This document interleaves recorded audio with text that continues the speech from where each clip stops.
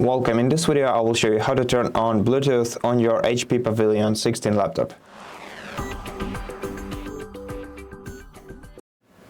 To turn on the Bluetooth, you just have to open the control center in the bottom right corner of your device's desktop and then click on the Bluetooth icon and make it turn the blue color. Once it turns the blue color, that indicates that your Bluetooth is enabled, and now you can see the list of available devices if you click the arrow icon next to Bluetooth.